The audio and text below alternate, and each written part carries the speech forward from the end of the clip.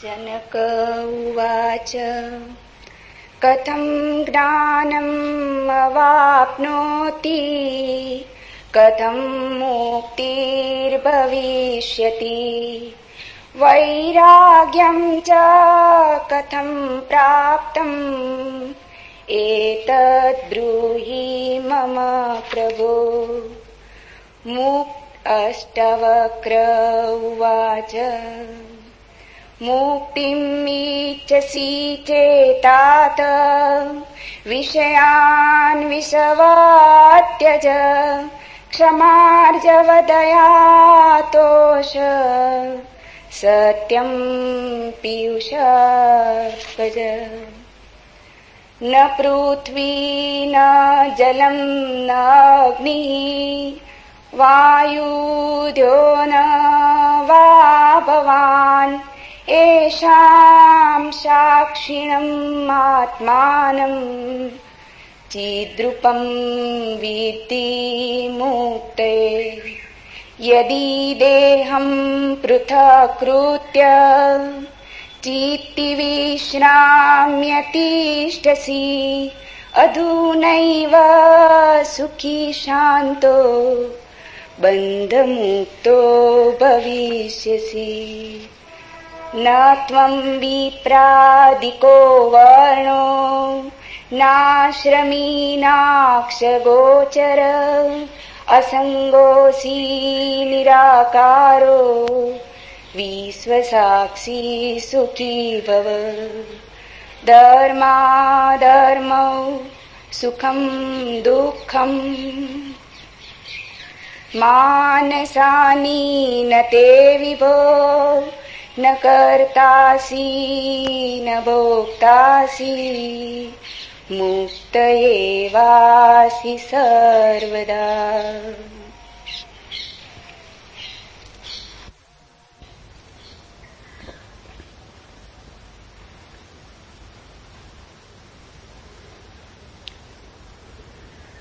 एक अनूठी यात्रा पर हम निकलते हैं।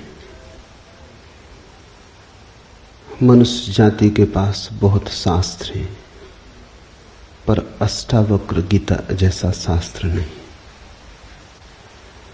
वेद फीके हैं, उपनिषद बहुत धीमी आवाज में बोलते हैं। गीता में भी ऐसा गौरव नहीं जैसा अष्टावक्र की संहिता में। कुछ बात ही अनूठी है। सबसे बड़ी बात तो यह है कि न समाज, न राजनीति, न जीवन की किसी और व्यवस्था का कोई प्रभाव अष्टावक्र के वचनों पर है। इतना शुद्ध भावातीत वक्तव्य है, समय और काल से अतीत, दूसरा नहीं।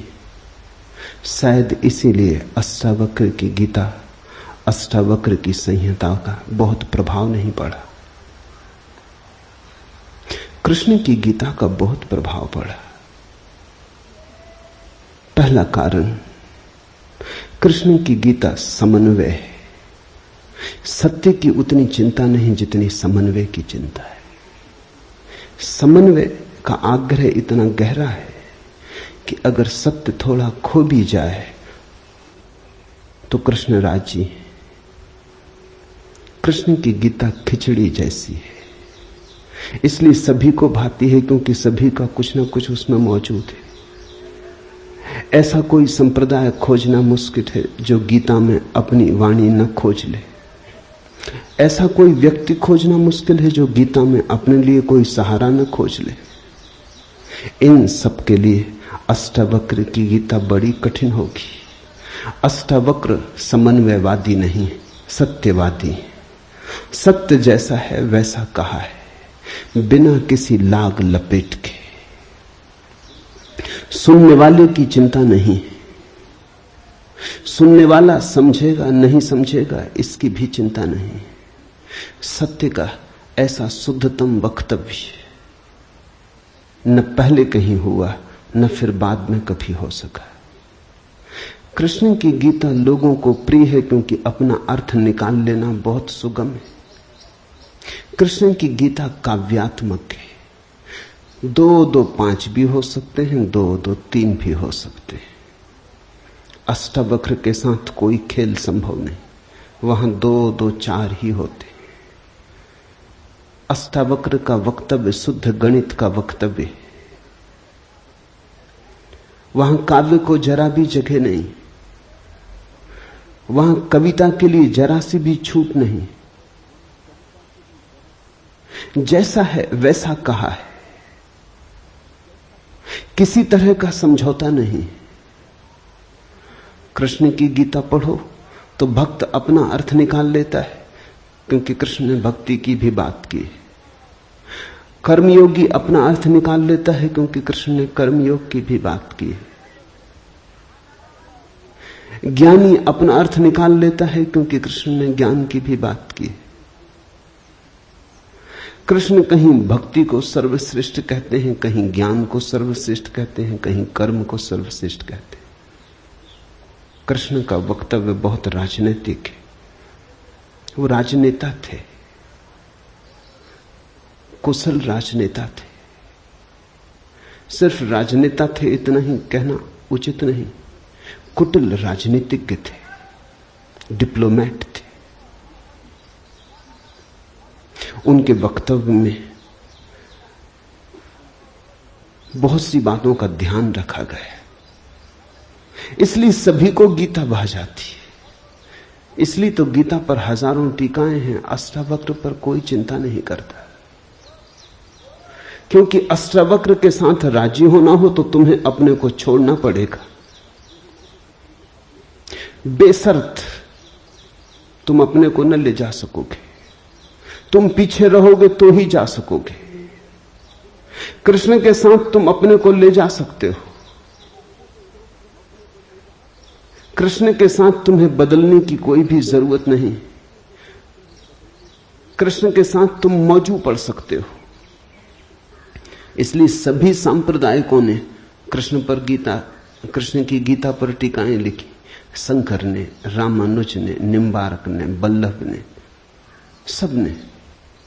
सबने अपने अर्थ निकाल लिए। कृष्ण ने कुछ ऐसी बात कही है जो बहुअर्थी है, इसलिए मैं कहता हूं काव्यात्मक है। कविता में से मन चाहे अर्थ निकल सकते हैं। कृष्ण का वक्तव्य ऐसा है जैसे वर्षा में बादल गिरते, जो चाहो देख लो। कोई देखता है हाथी की सूंड, कोई चाहे गणेश जी को देख ले। किसी को कुछ भी नहीं दिखाई पड़ता, वो कहता कहां की फिजूल बातें कर रहे हो, बादल है, धुआं, इसमें कैसी आकृतियां देख रहे हो। पश्चिम में वैज्ञानिक मन के परीक्षण के लिए स्याही के धब्बे ब्लॉटिंग पेपर पर डाल देते हैं और व्यक्ति को कहते हैं देखो इसमें क्या दिखाई पड़ता है। व्यक्ति गौर से देखता है, उसे कुछ ना कुछ दिखाई पड़ता है। वहां कुछ भी नहीं, सिर्फ ब्लॉटिंग पेपर पर स्याही के धब्बे बेतरतीब फेंके गए, सोच विचार के भी फेंके नहीं गए हैं, ऐसे ही बोतल उड़ेल दी है। लेकिन देखने वाला कुछ ना कुछ खोज लेता है। जो देखने वाला खोजता है वो उसके मन में, वो आरोपित कर लेता। तुमने भी देखा होगा, दीवार पर वर्षा का पानी पड़ता है, लकीरें खिंच जाती, कभी आदमी की शक्ल दिखाई पड़ती, कभी घोड़े की शक्ल दिखाई पड़ती। तुम जो देखना चाहते हो आरोपित कर लेते हो। रात के अंधेरे में कपड़ा टंगा है, भूत प्रेत दिखाई पड़ जाते। कृष्ण की गीता ऐसी ही है, जो तुम्हारे मन में है दिखाई पड़ जाएगा। तो शंकर ज्ञान देख लेते हैं, रामानुज भक्ति देख लेते हैं, तिलक कर्म देख लेते हैं, और सब अपने घर प्रसन्नचित्त लौट आते हैं कि ठीक कृष्ण वही कहते हैं जो हमारी मान्यता है। इमर्सन ने लिखा है कि एक बार एक पड़ोसी प्लेटो की किताबें उनसे मांग के ले गया। अब प्लेटो 2000 साल पहले हुआ और दुनिया के थोड़े से अनूठे विचारकों में से एक। कुछ दिनों बाद इमर्सन ने कहा किताबें पढ़नी हो तो वापस कर दें। वो पड़ोसी लौटा गया। इमर्सन ने पूछा कैसी लगी? उस आदमी ने कहा कि ठीक इस आदमी प्लेटो के विचार मुझसे मिलते जुलते। कई दफे तो मुझे ऐसा लगा कि इस आदमी को मेरे विचारों का पता कैसे चल गया। प्लेटो 2000 साल पहले हुआ है। इसको शक हो रहा है कि इसने कहीं मेरे विचार तो नहीं चुरा लिए। कृष्ण में ऐसा शक बहुत बार होता है, इसलिए कृष्ण पर सदियां बीत गईं, टीकाएं चलती जाती, हर सदी अपना अर्थ खोज लेती है, हर व्यक्ति अपना अर्थ खोज लेता है। कृष्ण की गीता स्याही के धब्बों जैसी एक कुशल राजनीतिज्ञ का वक्तव्य है। अष्टावक्र की गीता में तुम कोई अर्थ ना खोज पाओगे। तुम अपने को छोड़ के चलोगे तो ही अष्टावक्र की गीता स्पष्ट होगी। अष्टावक्र का सुस्पष्ट संदेश है, उसमें जरा भी तुम अपनी व्याख्या ना डाल सकोगे। इसलिए लोगों ने टीकाएं नहीं लिखी। टीका लिखने की जगह नहीं है, तोड़ने मड़ोड़ने का उपाय नहीं है, तुम्हारे मन के लिए सुविधा नहीं है कि तुम कुछ डाल दो। अष्टावक्र ने इस तरह से वक्तव्य दिया है कि सदियां बीत गई, उस वक्तव्य में कोई कुछ जोड़ नहीं पाया, घटा नहीं पाया। बहुत कठिन है ऐसा वक्तव्य देना। शब्द के साथ ऐसी कुशलता बड़ी कठिन है। इसलिए मैं कहता हूं एक अनूठी यात्रा तुम शुरू कर रहे हो। अष्टावक्र में राजनीतिज्ञों की कोई उत्सुकता नहीं, न तिलक की, न अरविंद की, न गांधी की, न विनोबा की, किसी की कोई उत्सुकता नहीं, क्योंकि तुम अपना खेल न खेल पाओगे। तिलक को उकसाना है देशभक्ति, उठाना है कर्म का ज्वार। कृष्ण की गीता सहयोगी बन जाती। कृष्ण हर किसी को कंधा देने को तैयार है। कोई भी चला लो गोली उनके कंधे पर रख के, वो राजी।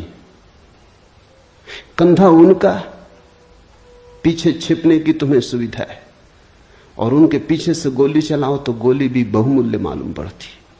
अष्टावक्र किसी को कंधे पे हाथ भी नहीं रखने देते। इसलिए गांधी की कोई उत्सुकता नहीं, तिलक की कोई उत्सुकता नहीं, अरविंद विनोबा को कुछ लेना देना नहीं, क्योंकि तुम कुछ थोप ना सकोगे। राजनीति की सुविधा नहीं है। अष्टावक्र राजनीतिक पुरुष नहीं। ये पहली बात ख्याल में रख लेनी जरूरी है। ऐसा सुस्पष्ट खुले आकाश जैसा वक्तव्य जिसमें बादल है ही नहीं, तुम कोई आकृति देख ना पाओगे। आकृति छोड़ोगे, सब बनोगे निराकार, अरूप के साथ जोड़ोगे संबंध, तो अष्टावक्र समझ में आएंगे। अष्टावक्र समझना चाहो तो ध्यान की गहराई में उतरना होगा। कोई व्याख्या से काम होने वाला नहीं। और ध्यान के लिए भी अष्टावक्र नहीं कहते कि तुम बैठ के राम राम जपो।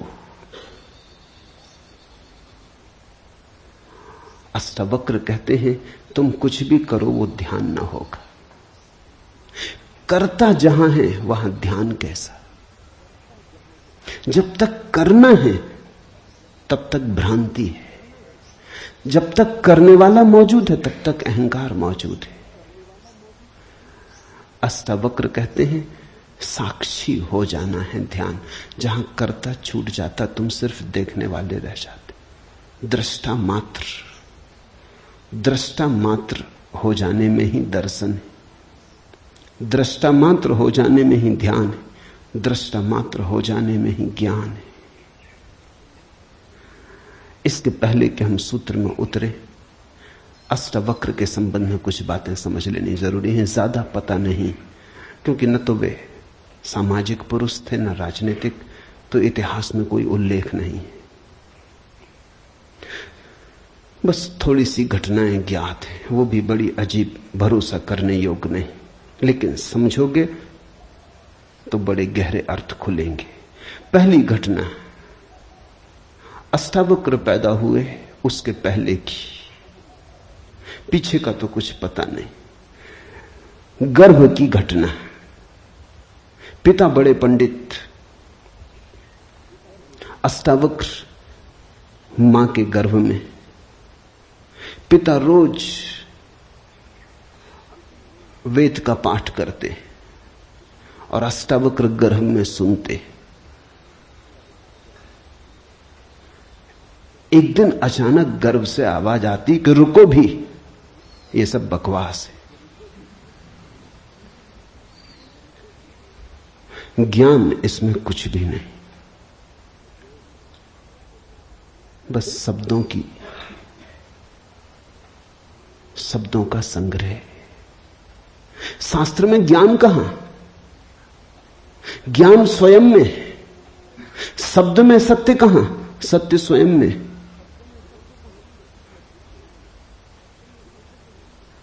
पिता स्वभावतः नाराज हुए। एक तो पिता, फिर पंडित, और गर्भ में छिपा हुआ बेटा इस तरह की बात कहे, अभी पैदा भी नहीं हुआ। क्रोध में आ गए, आग बबूला हो गए। पिता का अहंकार चोट खा गया। फिर पंडित का अहंकार। बड़े पंडित थे, बड़े विवादी थे, शास्त्रार्थी थे। क्रोध में अभिशाप दे दिया कि जब पैदा होगा तो 8 अंगों से टेढ़ा होगा, इसलिए नाम अष्टावक्र। 8 जगह से कुबड़े पैदा हुए, 8 जगह से ऊंट की भांति इर्छे तिरछे। पिता ने क्रोध में शरीर को विक्षत कर दिया। ऐसी और भी कथाएं हैं। कहते हैं बुद्ध जब पैदा हुए तो खड़े खड़े पैदा हुए। मां खड़ी थी वृक्ष के तले, खड़े खड़े मां खड़ी थी, खड़े खड़े पैदा हुए। जमीन पर गिरे नहीं कि चले, 7 कदम चले। 8वें कदम पर रुककर 4 आर्य सत्यों की घोषणा की कि जीवन दुख है। अभी 7 कदम ही चले हैं पृथ्वी पर कि जीवन दुख है, कि दुख से मुक्त होने की संभावना है, कि दुख मुक्ति का उपाय है, कि दुख मुक्ति की अवस्था है, निर्वाण की अवस्था है। लाओत्सु के संबंध में कथा है कि लाओत्सु बूढ़े पैदा हुए, 80 वर्ष के पैदा हुए, 80 वर्ष तक गर्भ में ही रहे। कुछ करने की चाह ही न थी तो गर्भ से निकलने की चाह भी न हुई। कोई वासना ही न थी तो संसार में आने की भी वासना न हुई। जब पैदा हुए तो सफेद बाल थे, 80 वर्ष के बूढ़े थे।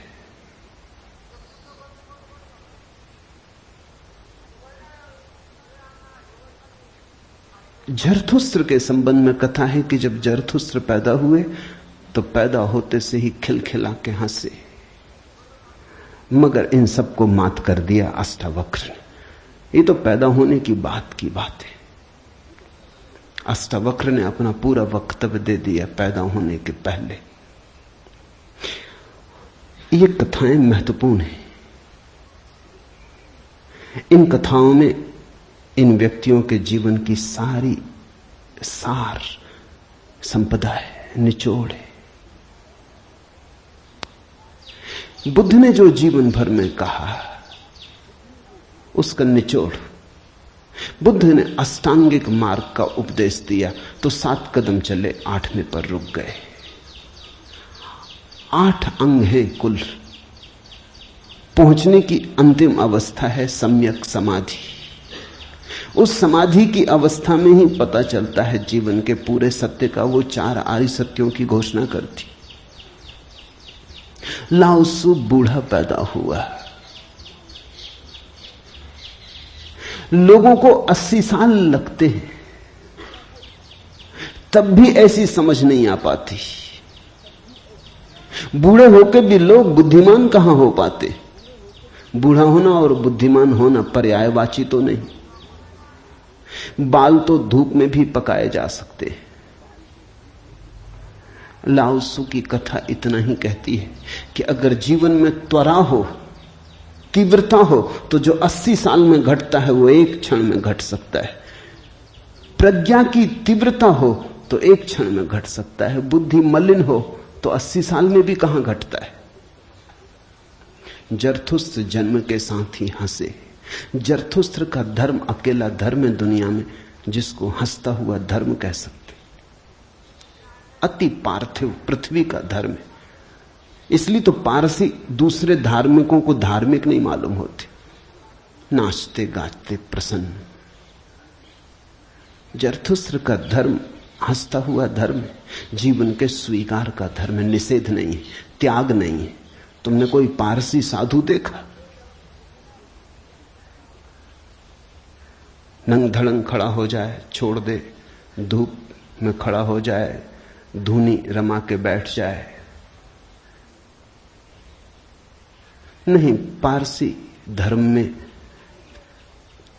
जीवन को सताने, कष्ट देने की कोई व्यवस्था नहीं। जरथुस्त्र का सारा संदेश यही है कि जब हंसते हुए परमात्मा को पाया जा सकता है तो रोते हुए क्यों पाना। जब नाचते हुए पहुंच सकते हैं उस मंदिर तक तो नाहक कांटे क्यों बोने। जब फूलों के साथ जाना हो सकता है तो ये दुखवाद क्यों। इसलिए ठीक है, प्रतीक ठीक है कि जरथुस्त्र पैदा होते हंसे। इन कथाओं में इतिहास मत खोजना, ऐसा हुआ है ऐसा नहीं है, लेकिन इन कथाओं में एक बड़ा गहरा अर्थ है। तुम्हारे पास एक बीज पड़ा है, जब तुम बीज को देखते हो तो इससे पैदा होने वाले फूल की कोई भी तो खबर नहीं मिलती। ये क्या हो सकता है इसकी भनक भी तो नहीं आती। ये कमल बनेगा, खिलेगा, जल में रहेगा और जल से अछूता रहेगा, सूरज की किरणों पर नाचेगा और सूरज भी ईर्ष्यालु होगा इसके सौंदर्य से, इसकी कोमलता से, इसके अपूर्व गरिमा, इसके प्रसाद से, इसकी सुगंध आकाश में उड़ेगी। ये बीज को देखकर तो पता भी नहीं चलता। बीज को तो देख के इसकी कोई कल्पना भी नहीं कर सकता, अनुमान भी नहीं कर सकता। लेकिन एक दिन ये घटता है। तो दो तरह से हम सोच सकते हैं। या तो हम बीज को पकड़ लें जोर से और हम कहें जो बीज में दिखाई नहीं पड़ा वो कमल में भी घट नहीं सकता। ये भ्रम है, ये धोखा है, ये झूठ है। जिनको हम तर्कनिष्ठ कहते हैं, संदेहशील कहते हैं, उनका यही आधार है। वो कहते हैं जो बीज में नहीं दिखाई पड़ा वो फूल में हो नहीं सकता, कहीं भ्रांति हो रही है। इसलिए संदेहशील व्यक्ति बुद्ध को मान नहीं पाता, महावीर को स्वीकार नहीं कर पाता, जीसस को अंगीकार नहीं कर पाता, क्योंकि वो कहते हैं हमने जाना इनको। जीसस अपने गांव में आए, बड़े हैरान हुए, गांव के लोगों ने कोई चिंता ही न की। जीसस का वक्तव्य है कि पैगंबर की अपने गांव में पूजा नहीं होती। कारण क्या रहा होगा, क्यों नहीं होती गांव में पूजा पैगंबर की? गांव के लोगों ने बचपन से देखा, बड़े ही जोसेफ का लड़का है, लकड़ियां ढोते देखा, रिंदा चलाते देखा, लकड़ियां चीरते देखा, पसीने से लथपथ देखा, सड़कों पर खेलते देखा, झगड़ते देखा। गांव के लोग इसे बचपन से जानते हैं, बीज की तरह देखा। आज अचानक ये हो कैसे सकता है कि परमात्मा का पुत्र हो गए? नहीं, जिसने बीज को देखा है वो फूल को मान नहीं पाता। वो कहता है जरूर धोखा होगा, बेईमानी होगी, ये आदमी पाखंडी है। बुद्ध अपने घर वापस लौटे तो पिता, सारी दुनिया को जो दिखाई पड़ रहा था वो पिता को दिखाई नहीं पड़ा। सारी दुनिया अनुभव कर रही थी एक प्रकाश, दूर दूर तक खबरें जा रही थी, दूर देशों से लोग आने शुरू हो गए थे। लेकिन जब वापस बुद्ध घर आए 12 साल बाद, तो पिता ने कहा मैं तुझे अभी भी क्षमा कर सकता हूं, यद्यपि तूने काम तो बुरा किया है, सताया तो तूने हमें, अपराध तो तूने किया, लेकिन मेरे पास पिता का हृदय, मैं माफ कर दूंगा, द्वार तेरे लिए खुले, मगर फेंक ये भिक्षा का पात्र, हटा ये भिक्षु का वेश, ये सब नहीं चलेगा। तो वापस लौटा, ये राज्य तेरा है, मैं बूढ़ा हो गया, इसको कौन संभालेगा? हो गया बचपना बहुत, अब बंद करो ये सब खेल। बुद्ध ने कहा कृपा कर मुझे देखें तो, जो गया था वो वापस नहीं आया है, ये कोई और ही आया है। जो आपके घर पैदा हुआ था वही वापस नहीं आया है, ये कोई और ही आया है, बीज फूल होके आया है। गौर से तो देखो, पिता ने कहा तू मुझे सिखाने चला है। पहले दिन से जब तू पैदा हुआ था तब से तुझे जानता हूं। किसी और को धोखा देना, किसी और को समझा लेना, भ्रम में डाल देना, मुझे तू भ्रम में न डाल पाएगा। मैं फिर कहता हूं, मैं तुझे भली भांति जानता हूं, मुझे कुछ सिखाने को चेष्टा मत कर, क्षमा करने को मैं राजी हूं। बुद्ध ने कहा आप और मुझे जानते हैं, मैं तो स्वयं को भी नहीं जानता था, अभी अभी किरणें उतरी हैं और स्वयं को जानो। क्षमा करे, लेकिन यह मुझे कहना ही पड़ेगा कि जिसको आपने देखा वो मैं नहीं हूं, और जहां तक आपने देखा वो मैं नहीं हूं। बाहर बाहर आपने देखा, भीतर आपने कहां देखा? मैं आपसे पैदा हुआ हूं, लेकिन आपने मुझे निर्मित नहीं किया। मैं आपसे आया हूं जैसे एक रास्ते से कोई राहगीर आता है, लेकिन रास्ता और राहगीर का क्या लेना देना? कल रास्ता कहने लगे कि मैं तुझे पहचानता हूं, तू मेरे हिस्से तो होकर आया। ऐसे ही आप कह रहे हैं, आपके पहले भी मैं था, जन्मों जन्मों से मेरी यात्रा चल रही, आपसे गुजरा जरूर, ऐसा मैं औरों से भी गुजरा हूं, और भी मेरे पिता थे, और भी मेरी माताएं थी, लेकिन मेरा होना बड़ा अलग थलग है, कठिन है, बहुत अति कठिन है। अगर बीज देखा तो फूल पर भरोसा नहीं आता। एक तो ढंग है अश्रद्धालु का, तर्कवादी का, संदेहशील का, कि वो कहता है बीज को हम पहचानते हैं तो फूल हो नहीं सकता, हम कीचड़ को जानते हैं, उस कीचड़ से कमल हो कैसे सकता है? सब गलत, सपना होगा, भ्रांति होगी, किसी मोहजाल में पड़ गए होगे, किसी ने धोखा दे दिया, कोई जादू, कोई तिलिस्म। एक तो ये रास्ता है, एक रास्ता है श्रद्धालु का, प्रेमी का, भक्त का, सहानुभूति से भरे हृदय का। वो फूल को देखता है और फूल से पीछे की तरफ यात्रा करता है। वो कहता है जब फूल में ऐसा सुगंध हुई, जब फूल में ऐसी विभा प्रकट हुई, जब फूल में ऐसी प्रतिभा, जब फूल में ऐसा कुंवारापन दिखा, तो जरूर बीज में भी रहा होगा, क्योंकि जो फूल में हुआ है वो बीज में न हो तो हो ही नहीं सकता। ये सारी कथाएं घटी हैं ऐसा नहीं।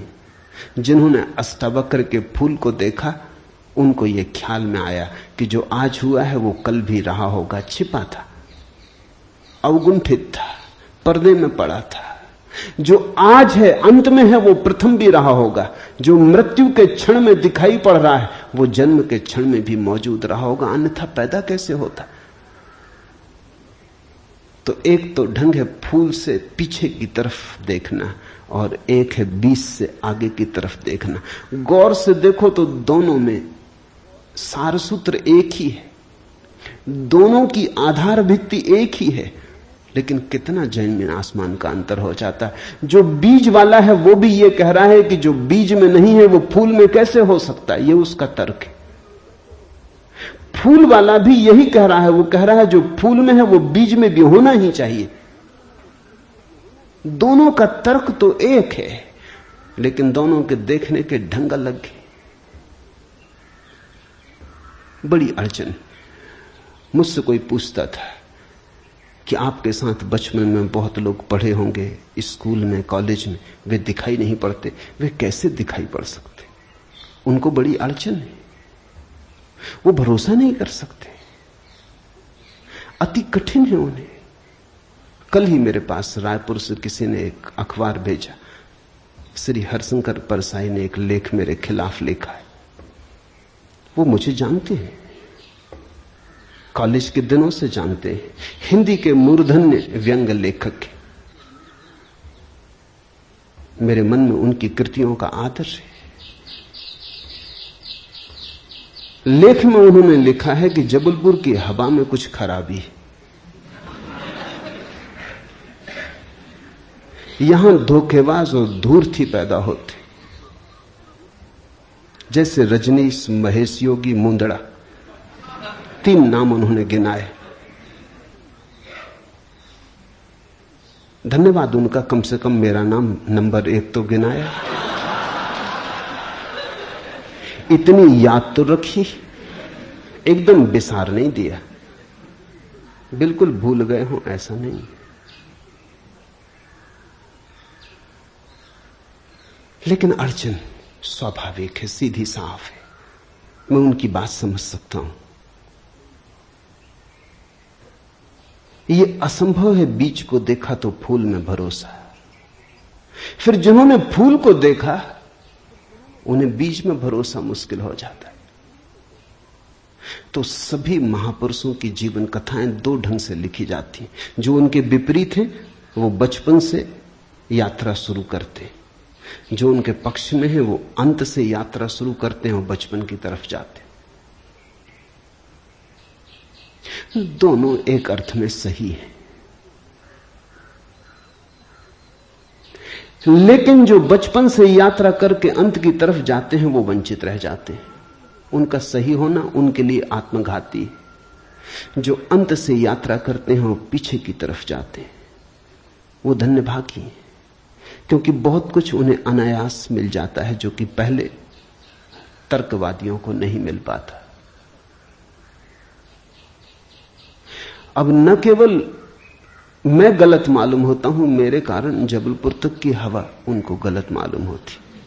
कुछ भूल हवा पानी में होनी चाहिए।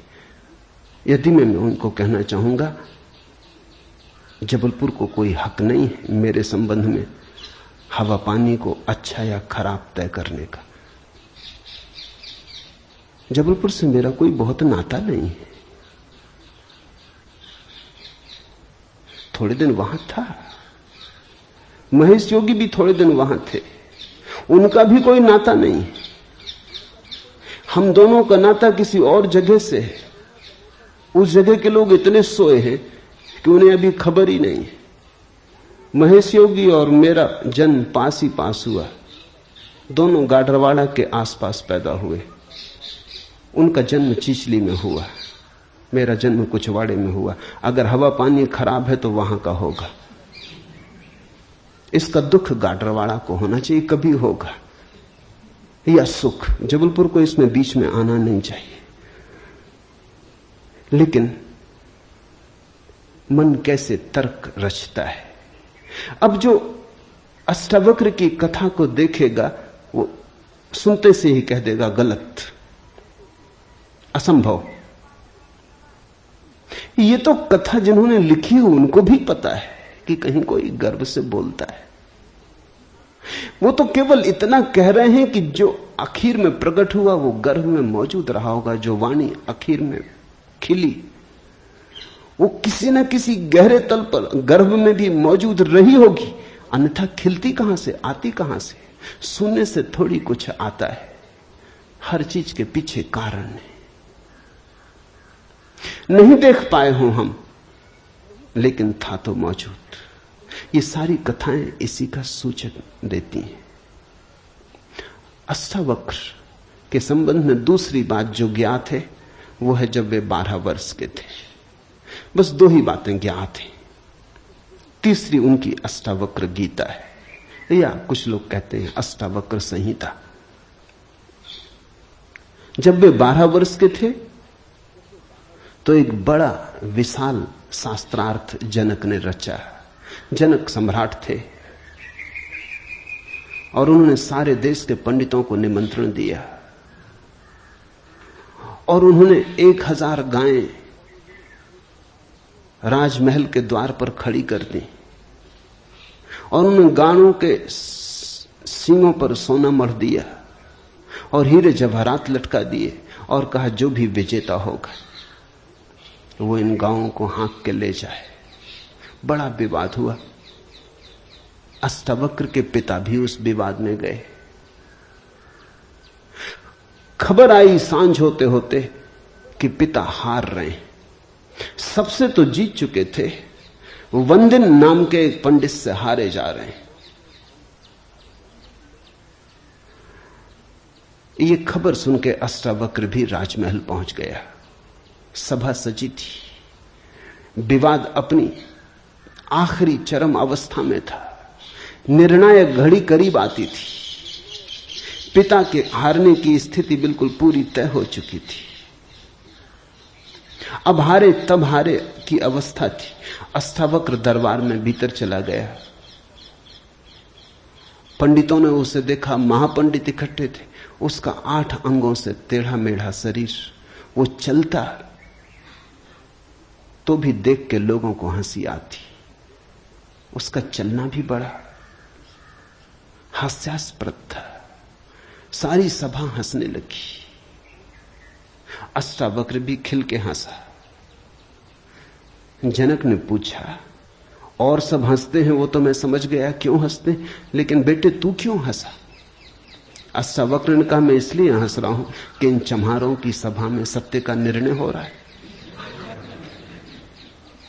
बड़ा आदमी अनूठा रहा होगा। ये चम्हार यहां क्या कर रहे हैं? सन्नाटा छा गया। चम्हार?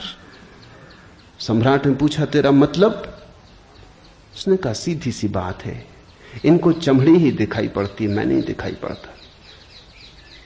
मुझसे सीधा साधा आदमी खोजना मुश्किल है, वो तो इनको दिखाई ही नहीं पड़ता।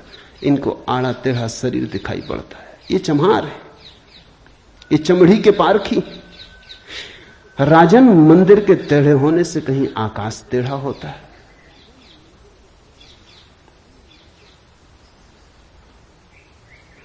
घड़े के फूटे होने से कहीं आकाश फूटता है? आकाश तो निर्विकार है। मेरा शरीर टेढ़ा मेढ़ा है, लेकिन मैं तो नहीं। ये जो भीतर बसा है इसकी तरफ तो देखो। इससे तुम सीधा साधा और कुछ खोज ना सकोगे।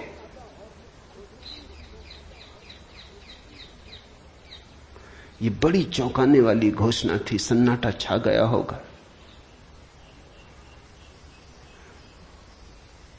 जनक प्रभावित हुआ, झटका खाया। निश्चित ही कहां चम्हारों की भीड़ इकट्ठी करके बैठा है। खुद पे भी पश्चाताप हुआ, अपराध लगा कि मैं भी हंसा। उस दिन तो कुछ न कहते बना, लेकिन दूसरे दिन सुबह जब सम्राट घूमने निकला था तो राह पर अष्टावक्र दिखाई पड़ा। उतरा, घोड़े से पैरों में गिर पड़ा। सबके सामने तो हिम्मत न जुटा पाया। एक दिन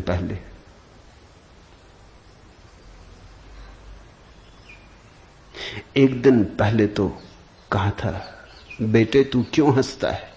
12 साल का लड़का था। उम्र तौली थी, आज उम्र नहीं तौली। आज घोड़े से उतर गया, पैर पर गिर पड़ा, साष्टांग दंडवत, और कहा, पधारें राजमहल, मेरी जिज्ञासाओं का समाधान करें। हे प्रभु, आए मेरे घर। बात मेरी समझ में आ गई। रात भर में सो ना सका। ठीक ही कहा। शरीर को ही जो पहचानते हैं उनकी पहचान गहरी कहां। आत्मा के संबंध में विवाद कर रहे हैं और अभी भी शरीर में रस और विरस पैदा होता है, घृणा, आकर्षण पैदा होता है। मर्त्य को देख रहे हैं, अमृत की चर्चा करते हैं। धन्य भाग मेरे कि आप आए और मुझे चौंकाया, मेरी नींद तोड़ दी। अब पधारो। राजमहल में उसने बड़ी सजावट कर रखी थी। स्वर्ण सिंहासन पर बिठाया था इस 12 साल के अष्टावक्र को और उससे जिज्ञासा की। पहला सूत्र जनक की जिज्ञासा है। जनक ने पूछा है, अष्टावक्र ने समझाया है। इससे ज्यादा अष्टावक्र के संबंध में और कुछ पता नहीं है, और कुछ पता होने की जरूरत भी नहीं। काफी है, इतना बहुत है। हीरे बहुत होते भी नहीं, कंकड़ पत्थर ही बहुत होते हैं। हीरा एक भी काफी होता है। ये दो छोटी सी घटनाएं हैं। एक तो जन्म के पहले की गर्भ से आवाज और घोषणा कि क्या पागलपन में पड़े हो, शास्त्र में उलझे हो, शब्द में उलझे हो, जागो, ये ज्ञान नहीं है, ये सब उधार है, ये सब बुद्धि का ही जाल है, अनुभव नहीं है, इसमें रंच मात्र भी सार नहीं है। कब तक अपने को भरमाए रखोगे? और दूसरी घटना, राजमहल में हंसना पंडितों का और कहना अष्टावक्र का कि जीवन में देखने की दो दृष्टियां हैं, एक आत्मदृष्टि, एक चर्म दृष्टि। चम्हार चमड़ी को देखता है, प्रज्ञावान आत्मा को देखता है। तुमने गौर किया? चम्हार तुम्हारे चेहरे की तरफ देखते नहीं, वो जूते को ही देखता। असल में चम्हार जूते को देख के सब पहचान लेता तुम्हारे संबंध में कि आर्थिक हालत कैसी है, सफलता मिल रही कि विफलता मिल रही, भाग्य कैसा चल रहा, वो सब जूते में लिखा है। जूते की सिलवटें कह देती, जूते की दशा कह देती, जूते में तुम्हारी आत्मकथा लिखी, चम्हार पढ़ लेता। जूते में चमक, जूते का ताजा और नया होना, चम्हार तुमसे प्रसन्नता से मिलता है। जूता ही उसके लिए तुम्हारी आत्मा का सबूत है। दर्जी कपड़े देखता है, तुम्हारा कोट कपड़ा देख के समझ लेता हालत कैसी। सबकी अपनी बंधी हुई दृष्टियां हैं। सिर्फ आत्मवान ही आत्मा को देखता है, उसकी कोई दृष्टि नहीं है, उसके पास दर्शन है।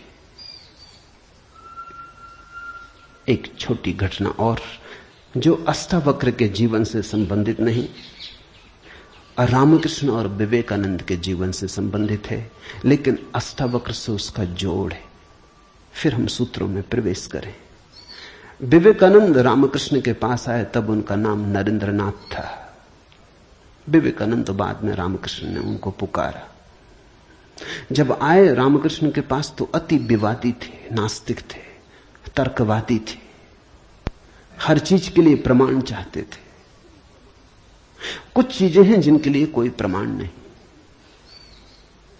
मजबूरी है। परमात्मा के लिए कोई प्रमाण नहीं है और प्रमाण नहीं। प्रेम के लिए कोई प्रमाण नहीं है और प्रमाण नहीं। सौंदर्य के लिए कोई प्रमाण नहीं है और प्रमाण नहीं है। अगर मैं कहूं देखो ये खजूरेना के वृक्ष कैसे सुंदर, और तुम कहो हमें तो कोई सौंदर्य दिखाई नहीं पड़ता, वृक्ष जैसे वृक्ष, सिद्ध करें मुश्किल हो जाएगी। कैसे सिद्ध करें कि सुंदर है? सुंदर होने के लिए सौंदर्य की परख चाहिए और तो कोई उपाय नहीं। आंख चाहिए और तो कोई उपाय नहीं। कहते हैं मजनू ने कहा कि लैला को जानना हो तो मजनू की आंख चाहिए। ठीक कहा, लैला को देखने का और कोई उपाय ही नहीं। मजनू को बुलाया था उसके गांव के राजा ने और कहा था तू पागल है, मैं तेरी लैला को जानता हूं, साधारण सी लड़की है, काली कलूटी, कुछ खास नहीं, तुझ पे मुझे दया आती। ये मेरे राजमहल की 12 लड़कियां खड़ी, ये इस देश की सुंदरतम स्त्रियां, इनमें से तू कोई भी चुन ले, ये तुझे रोते देख के मेरा भी प्राण रोता है। उसने देखा और उसने कहा इनमें तो लैला कोई भी नहीं, ये तो लैला के मुकाबले तो दूर, उसके चरण की धूल भी नहीं। सम्राट कहने लगा मजनू तू पागल है। मजनू ने कहा यह हो सकता है, लेकिन एक बात आपसे कहना चाहता हूं, लैला को देखना हो तो मजनू की आंख चाहिए।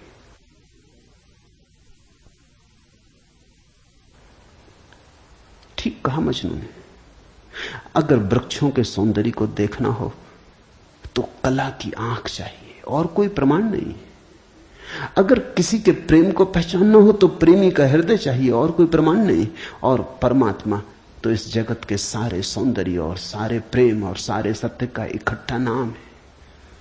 उसके लिए तो ऐसा निर्विकार चित्त चाहिए, ऐसा साक्षी भाव चाहिए जहां कोई शब्द न रह जाए, कोई विचार न रह जाए, कोई तरंग न उठे, वहां कोई धूल न रह जाए। मन की और चित्त का दर्पण परिपूर्ण शुद्ध हो। प्रमाण कहां? रामकृष्ण से विवेकानंद ने कहा प्रमाण चाहिए। है परमात्मा तो प्रमाण थे। और विवेकानंद को देखा रामकृष्ण ने। बड़ी थी संभावना इस युवक की, बड़ी थी यात्रा इसके भविष्य की, बहुत कुछ होने को पड़ा था इसके भीतर, बड़ा खजाना था, उससे ये अपरिचित है। रामकृष्ण ने देखा, इस युवक के पिछले जन्मों में झांका। ये बड़ी संपदा, बड़े पुण्य की संपदा लेकर आ रहा है। ये ऐसे ही तर्क में दबा न रह जाए। कराह उठा होगा पीड़ा और करुणा से रामकृष्ण का हृदय। उन्होंने कहा छोड़, प्रमाण वगैरह बाद में सोच लेंगे। मैं जरा बूढ़ा हुआ, मुझे पढ़ने में अड़चन होती, तू अभी जवान, तेरी आंख अभी तेज, ये किताब पढ़ी, इसे तू पढ़। वो थी अष्टावक्र गीता, जरा मुझे सुनाते। कहते हैं विवेकानंद को इसमें तो कुछ अड़चन न मालूम पड़ी। यह आदमी कुछ ऐसी तो कोई खास बात नहीं मांग रहा है। 2-4 सूत्र पढ़े और एक घबराहट और रोआ रोआ कपने लगा। और विवेकानंद ने कहा मुझसे नहीं पढ़ा जाता। रामकृष्ण ने कहा पढ़ भी, इसमें हर्ज क्या है, तेरा क्या बिगाड़ लेगी ये किताब, तू जवान है अभी, तेरी आंख अभी ताजी, और मैं बूढ़ा हुआ, मुझे पढ़ने में दिक्कत होती, और ये किताब मुझे पढ़नी तो तू पढ़ के सुना दे। कहते हैं उस किताब को सुनाते सुनाते ही विवेकानंद डूब गए।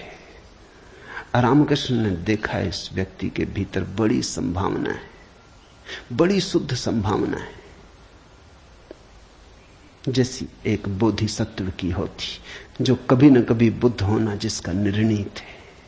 आज नहीं कल भटके कितना ही, बुद्धत्व जिसके पास चला आ रहा है।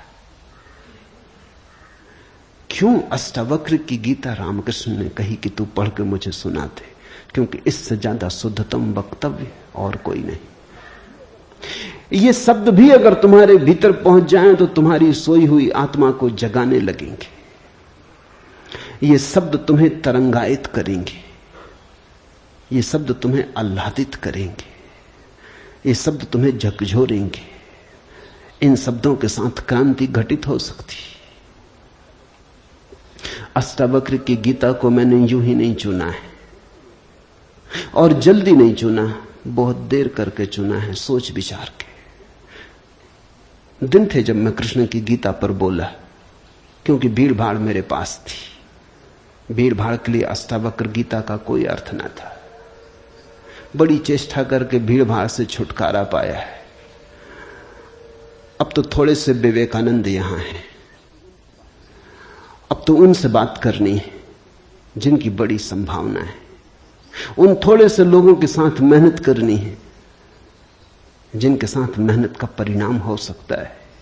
अब हीरे तराशने, कंकड़ पत्थरों पर यह छेनी खराब नहीं करनी, इसलिए चुनी है अष्टावक्र की गीता। तुम तैयार हुए हो इसलिए चुनी। पहला सूत्र, जनक ने कहा, हे प्रभु, पुरुष ज्ञान को कैसे प्राप्त होता है, और मुक्ति कैसे होगी, और वैराग्य कैसे प्राप्त होगा, यह मुझे कहिए।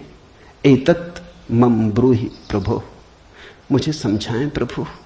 12 साल के लड़के से सम्राट जनक का कहना, हे प्रभु भगवान मुझे समझाएं।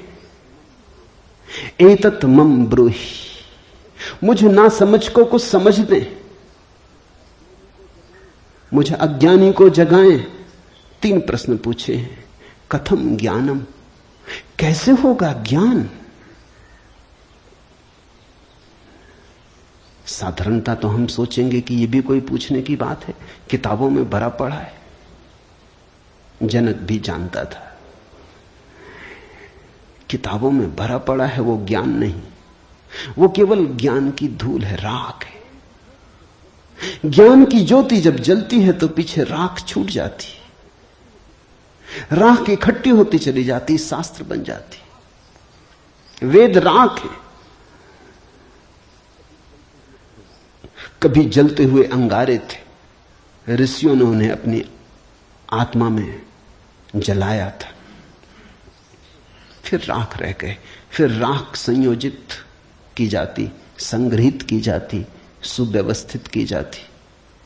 जैसे जब आदमी मर जाता है तो हम उसकी राख इकट्ठी कर लेते हैं, उसको फूल कहते हैं। बड़े मजेदार लोग हैं जिंदगी में जिसको फूल नहीं कहा।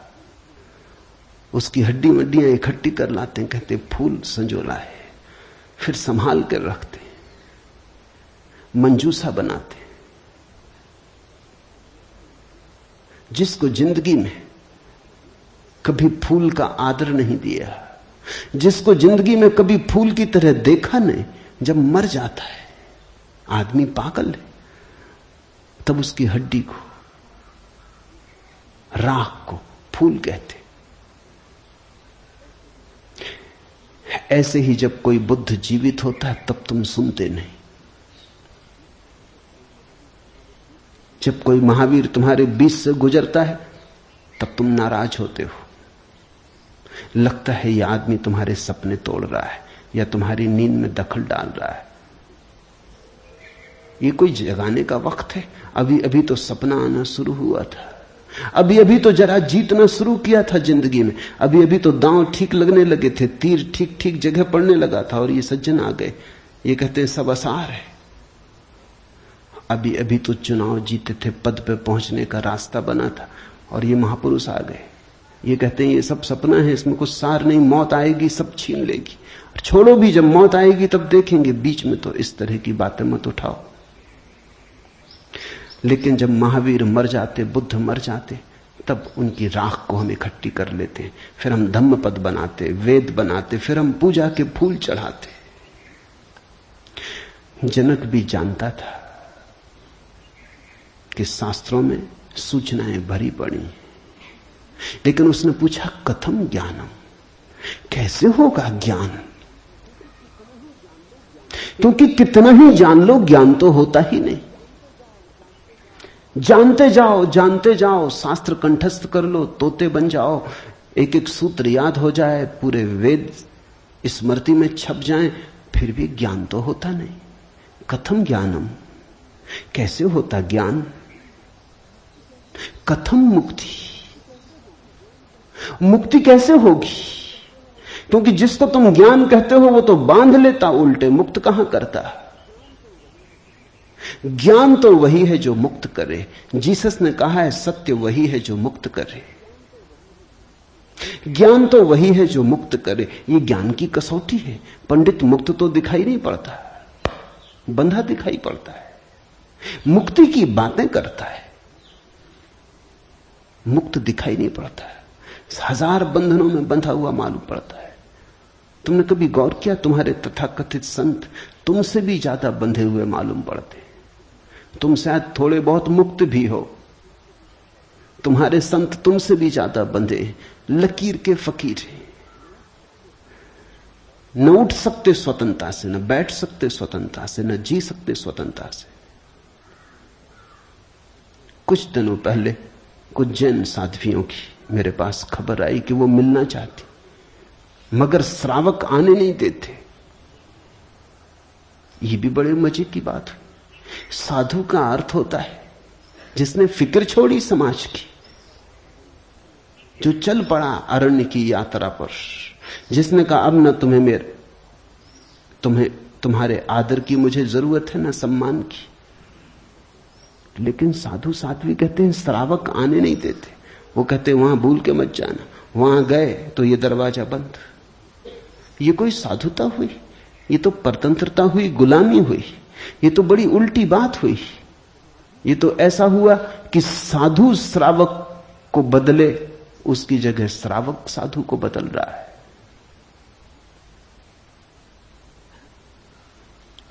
एक मित्र ने आके मुझे कहा, एक जैन साध्वी आपकी किताबें पढ़ती लेकिन चोरी से।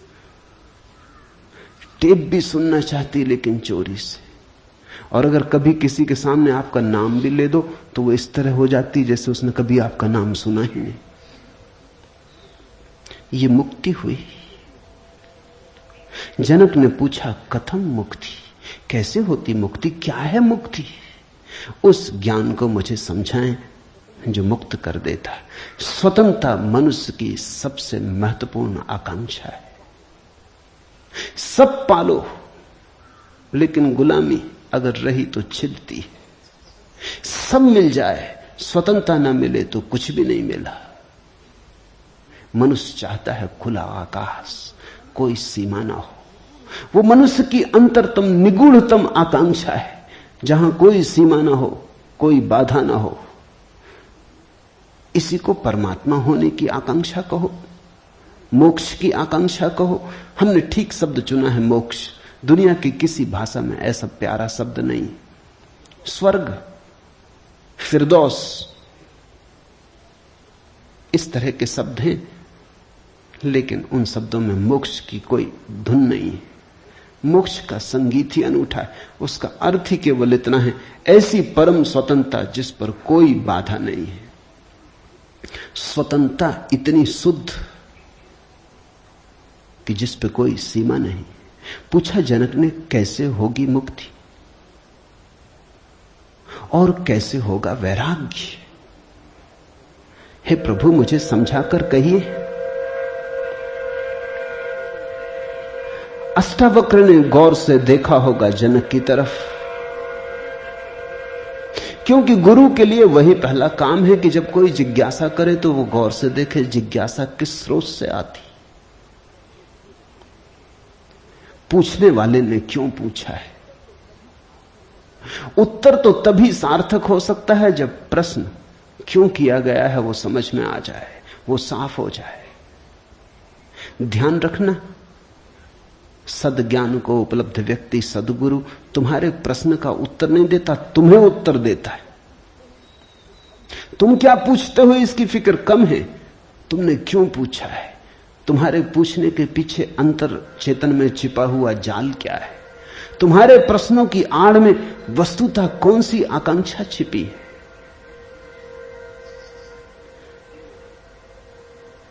दुनिया में 4 तरह के लोग हैं, ज्ञानी, मुमुक्षु, अज्ञानी, मूढ़। और दुनिया में 4 ही तरह की जिज्ञासाएं होती। ज्ञानी की जिज्ञासा तो निशब्द होती, कहना चाहिए ज्ञानी की जिज्ञासा तो जिज्ञासा होती ही नहीं। जान लिया, जानने को कुछ बचा नहीं, पहुंच गए, चित्त निर्मल हुआ, शांत हुआ, घर लौट आए, विश्राम में आ गए। तो ज्ञानी की जिज्ञासा तो जिज्ञासा जैसी होती ही नहीं। इसका यह अर्थ नहीं कि ज्ञानी सीखने को तैयार नहीं होता। ज्ञानी तो सरल छोटे बच्चे की भांति हो जाता है, सदा तत्पर सीखने को। जितना ज्यादा तुम सीख लेते हो उतनी ही सीखने की तत्परता बढ़ जाती। जितने तुम सरल और निष्कपट होते चले जाते हो उतने ही सीखने के लिए तुम खुल जाते हो। आए हवाएं तुम्हारे द्वार खुले पाती, आए सूरज तुम्हारे द्वार पर दस्तक नहीं देनी पड़ती, आए परमात्मा तुम्हें सदा तत्पर पाता है। ज्ञानी ज्ञान को संग्रहित नहीं करता, ज्ञानी सिर्फ ज्ञान की क्षमता को उपलब्ध होता है। इस बात को ठीक से समझ लेना, क्योंकि पीछे यह काम पड़ेगी। ज्ञानी का केवल इतना ही अर्थ है कि जो जानने के लिए बिल्कुल खुला है, जिसका कोई पक्षपात नहीं, जानने के लिए जिसके पास कोई पर्दा नहीं, जिसके पास जानने के लिए कोई पूर्व नियोजित योजना ढांचा नहीं। ज्ञानी का अर्थ है ध्यानी, जो ध्यानपूर्ण है। तो देखा होगा अष्टावक्र ने गौर से जनक में झांक के, ये व्यक्ति ज्ञानी तो नहीं है, ये ध्यान को तो उपलब्ध नहीं हुआ है, अन्यथा इसकी जिज्ञासा मौन होती, उसमें शब्द ना होते। बुद्ध के जीवन में उल्लेख है, एक फकीर मिलने आया, एक साधु मिलने आया, एक परिव्राजक घुमक्कड़। उसने आके बुद्ध से कहा, पूछने योग्य शब्द मेरे पास नहीं, क्या पूछना चाहता हूं उसे शब्दों में बांधने की मेरे पास कोई कुशलता नहीं। आप तो जानते ही हैं, समझ लें, जो मेरे योग को कहते हैं, ये ज्ञानी की जिज्ञासा है। बुद्ध चुप बैठे रहे, उन्होंने कुछ भी ना कहा। घड़ी भर बाद जैसे कुछ घटा, वो जो आदमी चुपचाप बैठा बुद्ध की तरफ देखता रहा था, उसकी आंख से आंसुओं की धार लग गई, चरणों में झुका, नमस्कार किया और कहा, धन्यवाद, खूब धन्यभागी हूं, जो लेने आया था आपने दिया। वो उठ के चला भी गया, उसके चेहरे पे अपूर्व आभा थी, वो नाचता हुआ गया। बुद्ध के आसपास के शिष्य बड़े हैरान हुए। आनंद ने पूछा, बनते भगवान, पहेली हो गई। पहले तो याद नहीं, कहता है कि मुझे पता नहीं कैसे पूछूं, पता नहीं किन शब्दों में पूछूं, ये भी पता नहीं क्या पूछने आया हूं। फिर आप तो जानते ही हैं सब, देख लें, मुझे जो मेरे लिए जरूरी हो कह दें। पहले तो ये आदमी ही जरा पहेली था, ये कोई ढंग हुआ पूछने का? और जब तुम्हें यही पता नहीं कि क्या पूछना, तो पूछना ही क्यों? पूछना क्या? खूब रही। फिर यही बात खत्म ना हुई, आप चुप बैठे सो चुप बैठे रह गए। आपको ऐसा कभी मौन देखा नहीं? कोई पूछता तो आप उत्तर देते। कभी कभी तो ऐसा होता, कोई नहीं भी पूछता तो भी आप उत्तर देते। आपकी करुणा सदा बहती रहती। क्या हुआ अचानक कि आप चुप रह गए और आंख बंद हो गई? और फिर क्या रहस्य में घटा कि वो आदमी रूपांतरित होने लगा? हमने उसे बदलते देखा, हमने उसे किसी और ही रंग में डूबते देखा, उसमें मस्ती आते देखी। वो नाचता हुआ गया है, आंसुओं से भरा हुआ, गदगद, आह्लादित, वो चरणों में झुका, उसकी सुगंध हमें भी छुई। ये हुआ क्या? आप कुछ बोले नहीं, उसने सुना कैसे? और हम तो इतने दिनों से, वर्षों से आपके पास, हम पर आपकी कृपा कम है क्या? ये प्रसाद जो उसे दिया हमें क्यों नहीं मिलता? लेकिन ध्यान रहे, उतना ही मिलता है जितना तुम ले सकते हो। बुद्ध ने कहा, सुनो, घोड़े, आनंद से घोड़े की बात की क्योंकि आनंद क्षत्रिय था, बुद्ध का चचेरा भाई था और बचपन से ही घोड़े का बड़ा शौक था, उसे घुड़सवार था, प्रसिद्ध घुड़सवार था, प्रतियोगी था बड़ा। उसने कहा, सुन आनंद, बुद्ध ने कहा, घोड़े 4 प्रकार के होते। एक तो मारो भी तो भी टस से मस नहीं होते, रद्दी से रद्दी घोड़े, जितना मारो उतना ही हठ योगी हो जाते हैं, बिल्कुल हट बांध के खड़े हो जाते। तुम मारो तो वो जिद बना लेते हैं कि देखें कौन जीतता। फिर दूसरे तरह के घोड़े होते हैं, मारो तो चलते हैं, न मारो तो नहीं चलते, कम से कम पहले से बेहतर। फिर तीसरे तरह के घोड़े होते हैं, कोड़ा फटकारो, मारना काफी जरूरी नहीं, सिर्फ कोड़ा फटकारो, आवाज काफी। और भी कुलीन होते, दूसरे से भी बेहतर। फिर आनंद, तुझे जरूर पता होगा, ऐसे भी घोड़े होते हैं कि कोड़े की छाया देख के भागते हैं, फटकारना भी नहीं पड़ता। ये ऐसा ही घोड़ा था, छाया काफी। अष्टावक्र ने देखा होगा गौर से, जब तुम आके मुझसे कुछ पूछते हो तो तुम्हारे प्रश्न से ज्यादा महत्वपूर्ण सवाल तुम हो। कभी कभी तुम्हें भी ऐसा लगता होगा कि तुमने जो नहीं पूछा था वो मैंने उत्तर दिया है, और कभी कभी तुम्हें ऐसा भी लगता होगा कि शायद मैं टाल गया तुम्हारे प्रश्न को, बचाव कर गया, कुछ और उत्तर दे गया हूं। लेकिन सदा तुम्हारी भीतरी जरूरत ज्यादा महत्वपूर्ण। तुम क्या पूछते हो ये उतना महत्वपूर्ण नहीं, क्योंकि तुम्हें खुद ही ठीक पता नहीं तुम क्या पूछते हो, क्यों पूछते हो। उत्तर वही दिया जाता है जिसकी तुम्हें जरूरत थी। तुम्हारे पूछने से कुछ तय नहीं होता। देखा होगा अष्टावक्र ने ज्ञानी तो नहीं है जनक, अज्ञानी है फिर क्या? अज्ञानी भी नहीं है, क्योंकि अज्ञानी तो अकड़ा से भरा होता है। अज्ञानी तो झुकना जानता ही नहीं। ये तो मुझ 12 साल की उम्र के लड़के के पैरों में झुक गया, साष्टांग दंडवत की। ये अज्ञानी के लिए असंभव है। अज्ञानी तो समझता है कि मैं जानता ही हूं, मुझे कौन समझाएगा।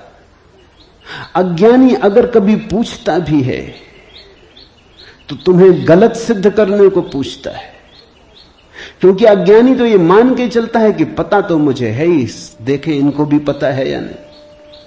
अज्ञानी परीक्षा के लिए पूछता है। नहीं, इसकी आंखें जनक की तो बड़ी निर्मल है। मुझ 12 साल के अनजान अपरिचित लड़के को सम्राट होते हुए भी इसने कहा, एतत् मम ब्रूहि प्रभो, हे प्रभु मुझे समझा के कहें। नहीं, ये विनयशील है, अज्ञानी तो नहीं। मूढ़ है क्या फिर? मूढ़ तो पूछते ही नहीं। मूढ़ों को तो पता ही नहीं कि जीवन में कोई समस्या है। मूढ़ और बुद्ध पुरुषों में एक समानता है। बुद्ध पुरुषों के लिए कोई समस्या नहीं रही, मूढ़ों के लिए अभी समस्या उठी ही नहीं। बुद्ध पुरुष समस्या के पार हो गए, मूढ़ अभी समस्या के बाहर है।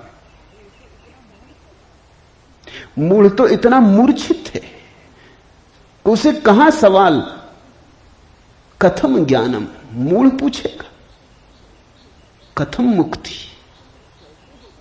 मूढ़ पूछेगा कैसे होगा वैराग्य, मूढ़ पूछेगा असंभव। मूढ़ अगर पूछेगा भी तो पूछता है राग में सफलता कैसे मिलेगी।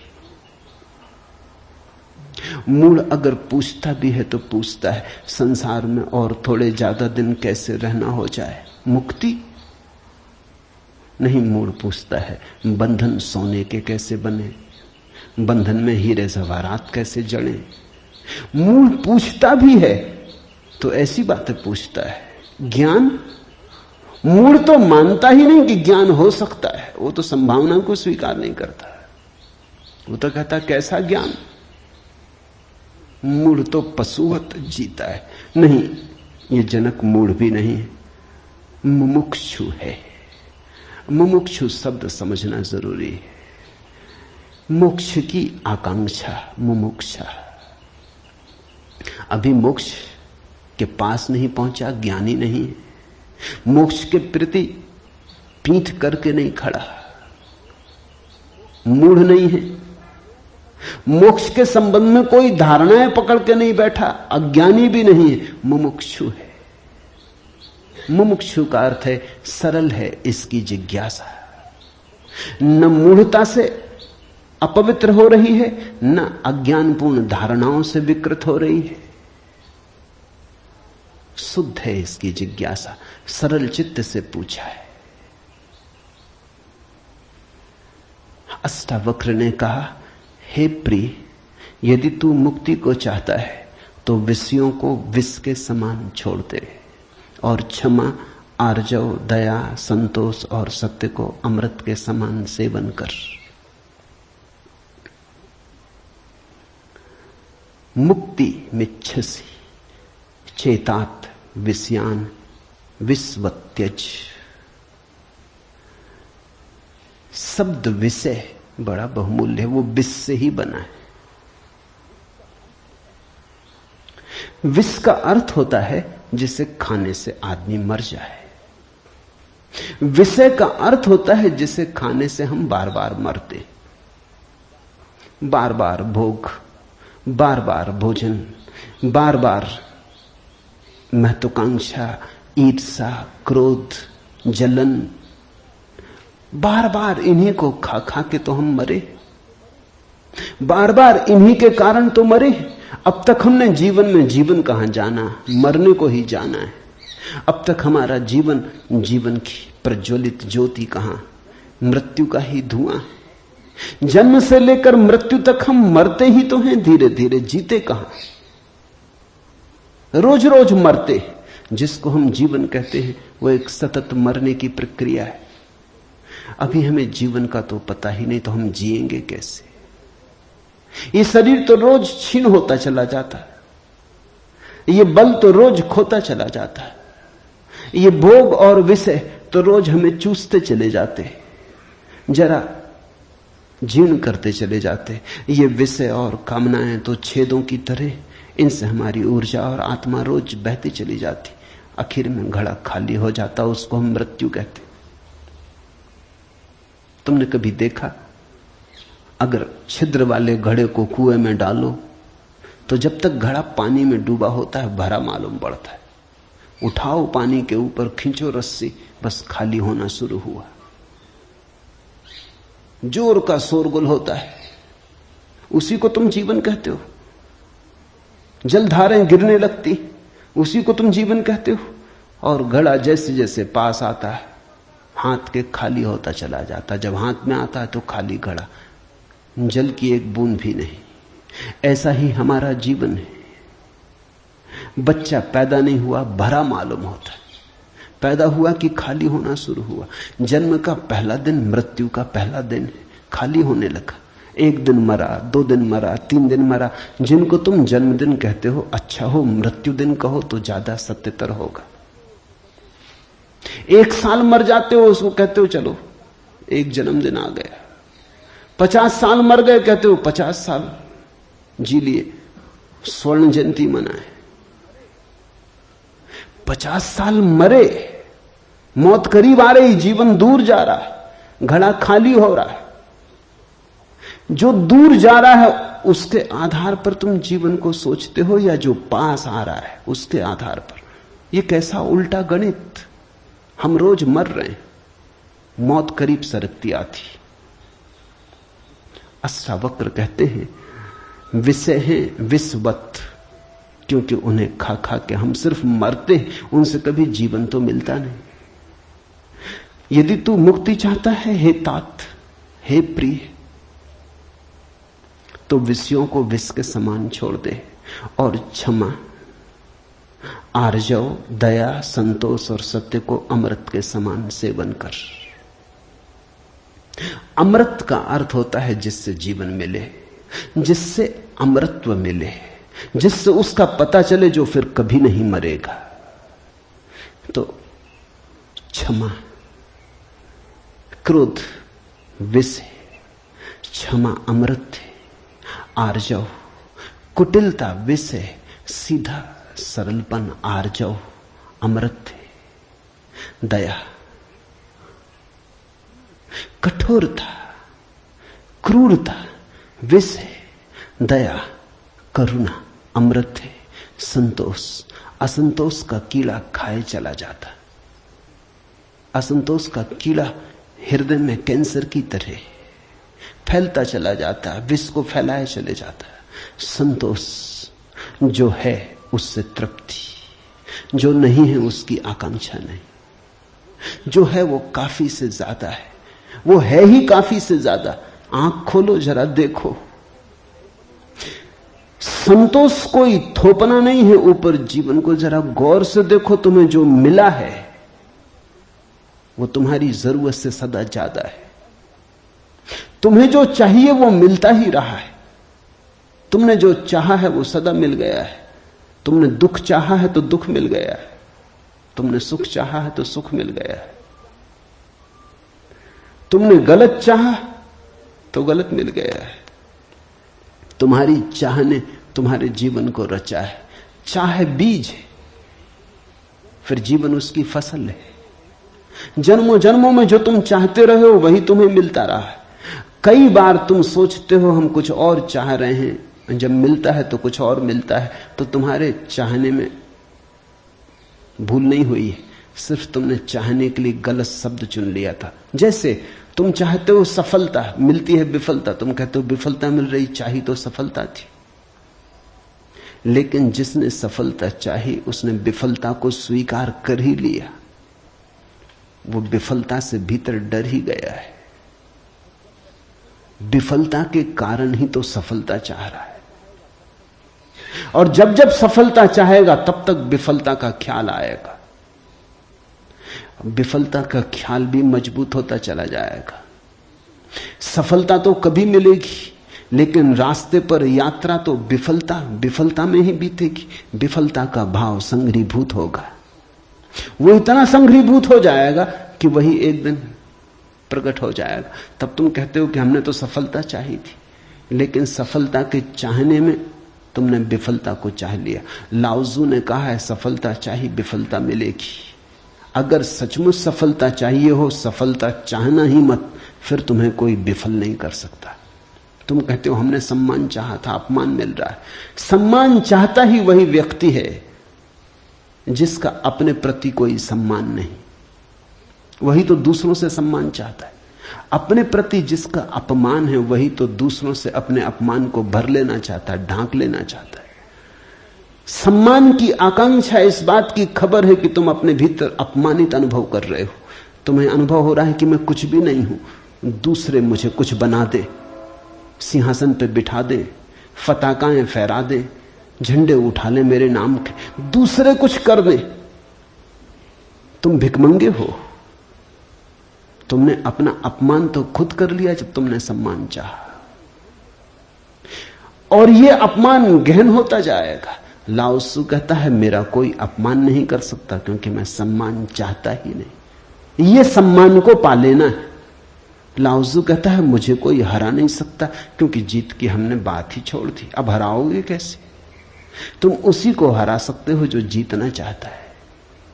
अब ये जरा उलझा हुआ हिसाब है।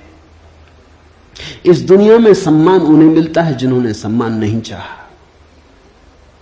सफलता उन्हें मिलती है जिन्होंने सफलता नहीं चाही।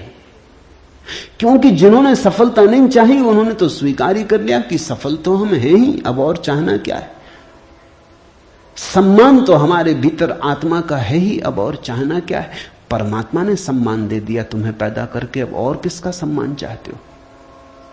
परमात्मा ने तुम्हें काफी गौरव दे दिया, जीवन दिया, यह सौभाग्य दिया कि आंख खोलो देखो हरे वृक्षों को, फूलों को, पक्षियों को, कान दिए सुनो संगीत को, जलप्रपात के मरमर को, बोध दिया कि बुद्ध हो सको। अब और क्या चाहते हो। सम्मानित तो तुम हो गए, परमात्मा ने तुम्हें प्रमाण पत्र दिया। तुम भिखारी की तरह किन से प्रमाण पत्र मांग रहे हो? उनसे जो तुमसे प्रमाण पत्र मांग रहे।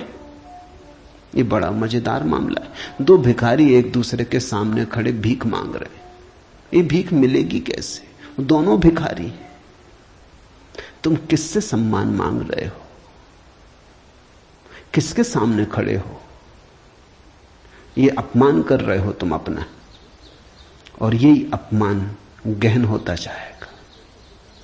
संतोष का अर्थ होता है देखो जो तुम्हारे पास है, देखो जरा आंख खोल के जो तुम्हें मिला ही है। ये अष्टावक्र की बड़ी बहुमूल्य कुंजी है, ये धीरे धीरे तुम्हें साफ होगी। अष्टावक्र की दृष्टि बड़ी क्रांतिकारी है, बड़ी अनूठी, जड़ मूल से क्रांति की है। संतोष और सत्य को अमृत के समान सेवन कर, क्योंकि असत्य के साथ जो जिएगा वो असत्य होता चला जाएगा। जो असत्य को बोलेगा, असत्य को जिएगा, स्वभावता असत्य से गिरता चला जाएगा। उसके जीवन से संबंध विच्छिन्न हो जाएंगे, जड़ें टूट जाएंगी। परमात्मा में जड़ें चाहते हो तो सत्य के द्वारा ही वे जड़ें हो सकती हैं। प्रामाणिकता और सत्य के द्वारा ही तुम परमात्मा से जुड़ सकते हो। परमात्मा से टूटना है तो असत्य का धुआं पैदा करो, असत्य के बादल अपने पास बनाओ। जितने तुम असत्य होते चले जाओगे उतने परमात्मा से दूर होते चले जाओगे। तू न पृथ्वी है, न जल है, न वायु है, न आकाश है। मुक्ति के लिए आत्मा को, अपने को, इन सब का साक्षी चैतन्य जान। सीधी सीधी बातें, भूमिका भी नहीं।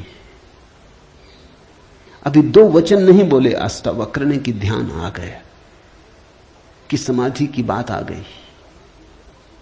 जानने वाले के पास समाधि के अतिरिक्त और कुछ जताने को है भी नहीं। वो 2 वचन भी बोले, क्योंकि एकदम से अगर समाधि की बात होगी तो शायद तुम चौंक ही जाओगे, समझ ही ना पाओगे। मगर 2 वचन और सीधी समाधि की बात आ गई। अष्टावक्र 7 कदम भी नहीं चलते, बुद्ध तो 7 कदम चले, 8वें कदम पे समाधि। अष्टावक्र तो पहला कदम ही समाधि का उठाते। तू न पृथ्वी है, न जल, न वायु, न आकाश। ऐसी प्रतीति में अपने को थिर कर। मुक्ति के लिए आत्मा को, अपने को, इन सब का साक्षी चैतन्य जान।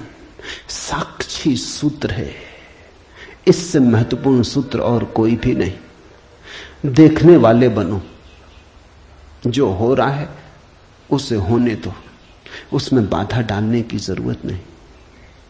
ये देह तो जल है, मिट्टी है, अग्नि है, आकाश है। तुम इसके भीतर तो वो दिए हो जिसमें ये सब जल, अग्नि, मिट्टी, आकाश, वायु प्रकाशित हो रही। तुम दृष्टा हो। इस बात को गहन करो। साक्षिणाम चिद्रूपम आत्मानम विद्धि। ये इस जगत में सर्वाधिक बहुमूल्य सूत्र है। साक्षी बनो। इसी से होगा ज्ञान, इसी से होगा वैराग्य, इसी से होगी मुक्ति। प्रश्न 3 थे, उत्तर 1 है। यदि तू देह को अपने से अलग कर और चैतन्य में विश्राम कर स्थित है, तो तू अभी ही सुखी, शांत और बंध मुक्त हो जाएगा। इसलिए मैं कहता हूं, यह जड़ मूल से क्रांति है। पतंजलि इतनी हिम्मत से नहीं कहते कि अभी ही। पतंजलि कहते हैं करो अभ्यास, यम नियम साधो, प्राणायाम, प्रत्याहार, आसन शुद्ध करो। जन्म जन्म लगेंगे तब सिद्धि है। महावीर कहते हैं पंच महाव्रत, और तब जन्म जन्म लगेंगे, तब होगी निर्जरा, तब कटेगा जाल कर्मों का। सुनो अष्टावक्र को। यदि देहम पृथकृत्य चित्ति विश्राम्य तिष्ठसि अधुनैव सुखी शांतो बंध मुक्तो भविष्यसि। अधुनैव, अभी, यहीं, इसी क्षण। यदि तू देह को अपने से अलग कर और चैतन्य में विश्राम कर स्थित है, अगर तूने एक बात देखनी शुरू कर दी कि ये देह मैं नहीं हूं, मैं करता और भोगता नहीं हूं, ये जो देखने वाला मेरे भीतर छिपा है, जो सब देखता है। बचपन था कभी तो बचपन देखा, फिर जवानी आई तो जवानी देखी, फिर बुढ़ापा आया तो बुढ़ापा देखा। बचपन नहीं रहा तो मैं बचपन तो नहीं हो सकता। आया और गया, मैं तो हूं। जवानी नहीं रही तो मैं जवानी तो नहीं हो सकता। आई और गई, मैं तो हूं। बुढ़ापा आया, जा रहा है, तो मैं बुढ़ापा नहीं हो सकता, क्योंकि जो आता है जाता है वो मैं कैसे हो सकता हूं। मैं तो सदा हूं। जिस पे बचपन आया, जिस पे जवानी आई, जिस पे बुढ़ापा आया, जिस पे 1000 चीजें आई और गई, मैं वही शाश्वत हूं। स्टेशनों की तरह बदलती रहती बचपन, जवानी, बुढ़ापा, जन्म, यात्री चलता जाता। तुम स्टेशन के साथ अपने को एक तो नहीं समझ लेते। पूना की स्टेशन पर तुम ऐसा तो नहीं समझ लेते कि मैं पूना हूं। फिर पहुंचे मनमाड़ तो ऐसा तो नहीं समझ लेते कि मैं मनमाड़ हूं। तुम जानते हो कि पूना आई गई, मनमाड़ आया गया। तुम तो यात्री हो, तुम तो दृष्टा हो जिसने पूना देखी, पूना आई। जिसने मनमाड़ देखा मनमाड़ आया। तुम तो देखने वाले हो। तो पहली बात, जो हो रहा है उसमें से देखने वाले को अलग कर लो, देह को अपने से अलग कर, और चैतन्य में विश्राम। और करने योग्य कुछ भी नहीं है। जैसे लाओत्सु का सूत्र है समर्पण, वैसे अष्टावक्र का सूत्र है विश्राम, रेस्ट। करने का कुछ भी नहीं है। मेरे पास लोग आते हैं, वो कहते हैं ध्यान कैसे करें। वो प्रश्न ही गलत पूछ रहे हैं। गलत पूछते हैं तो मैं उनको कहता हूं करो। क्या करोगे? तो उनको बता देता हूं कि करो, कुछ ना कुछ तो करना ही पड़ेगा। अभी तुम्हें करने की खुजलाहट है तो उसे तो पूरा करना होगा। खुजली है तो क्या करोगे? बिना खुजाए नहीं बनता।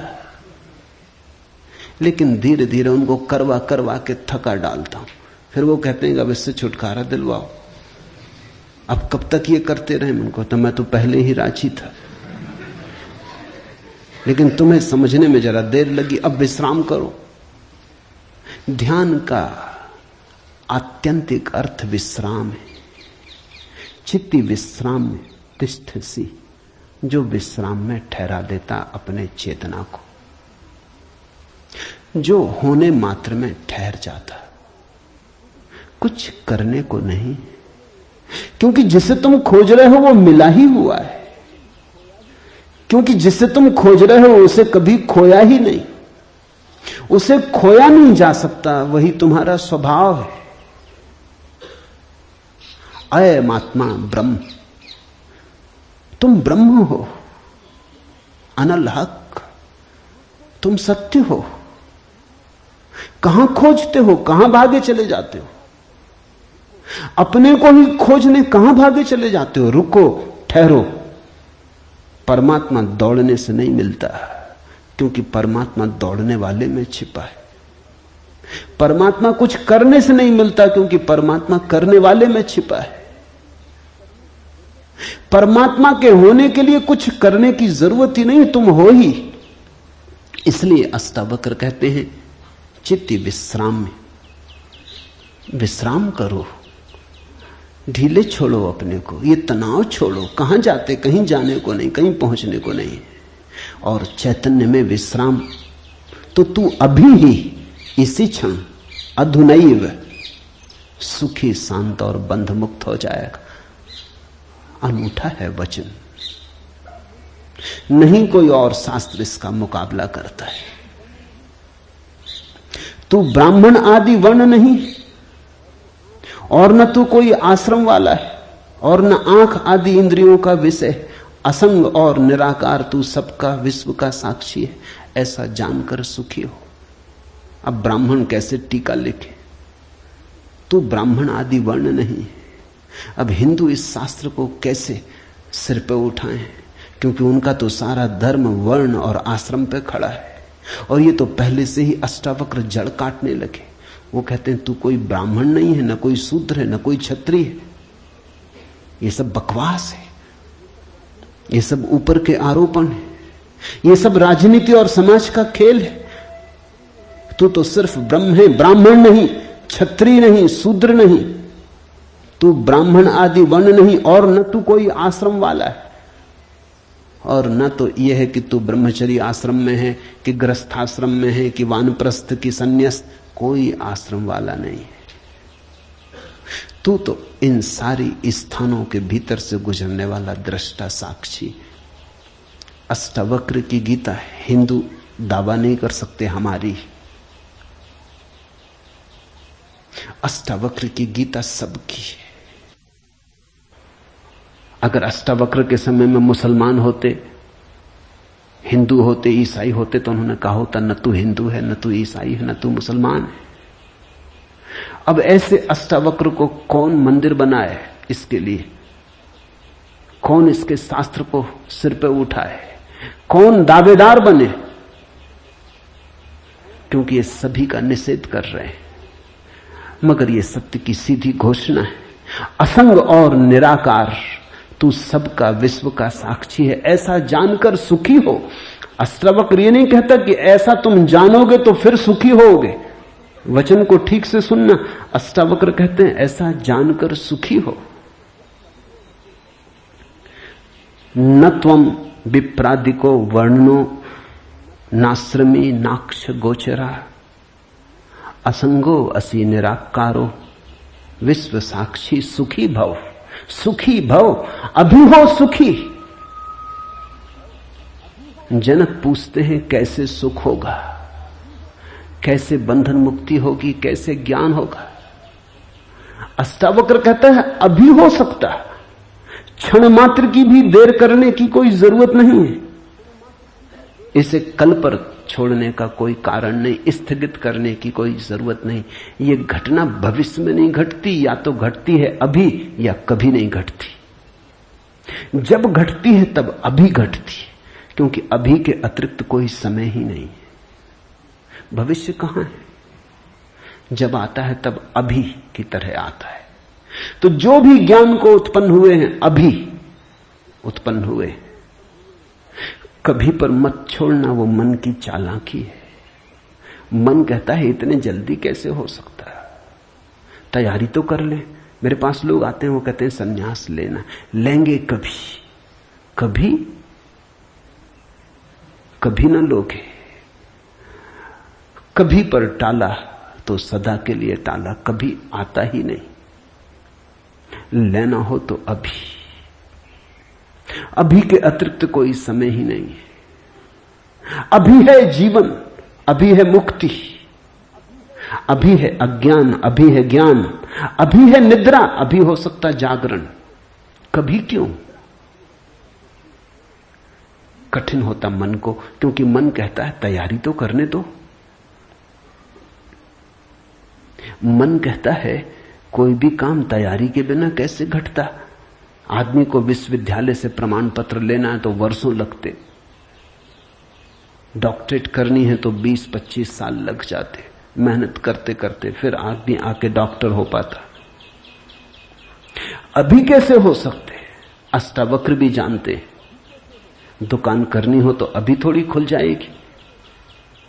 इकट्ठा करना पड़े, आयोजन करना पड़े, सामान लाना पड़े, दुकान बनानी पड़े, ग्राहक खोजने पड़े, विज्ञापन भेजना पड़े, वर्षों लगते हैं। इस जगत में कोई भी चीज अभी तो घटती नहीं, क्रम से घटती है। ठीक है, अष्टावक्र भी जानते हैं, मैं भी जानता हूं। लेकिन एक घटना यहां ऐसी है जो अभी घटती है, वो परमात्मा है। वो तुम्हारी दुकान नहीं, न तुम्हारा परीक्षालय, न तुम्हारा विश्वविद्यालय। परमात्मा क्रम से नहीं घटता, परमात्मा घट ही चुका है। आंख भर खोलने की बात है, सूरज निकल ही चुका है। सूरज तुम्हारे आंख के लिए नहीं रुका है कि तुम जब आंख खोलोगे तब निकलेगा। सूरज निकल ही चुका है, प्रकाश सब तरफ भरा ही है, अहिर्निश गूंज रहा उसका नाद, ओंकार की ध्वनि सब तरफ गूंज रही है। सतत अनाहत चारों तरफ गूंज रहा है। खोलो कान, खोलो आंख। आंख खोलने में कितना समय लगता है, उतना समय भी परमात्मा को पाने में नहीं लगता। पल तो लगता पलक के झपने में। पल का अर्थ ही होता है जितना समय पलक को झपने में लगता उतना पल, मगर परमात्मा को पाने में पल भी नहीं लगता।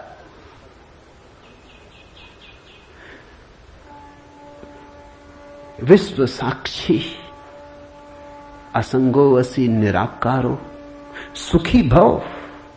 अभी हो सुखी।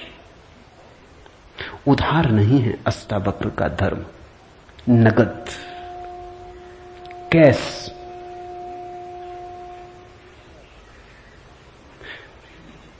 हे व्यापक, धर्म और अधर्म, सुख और दुख मन के। धर्म और अधर्म, सुख और दुख मन के, तेरे लिए नहीं। तू न करता है न भोगता है, तू तो सर्वदा मुक्ति ही है।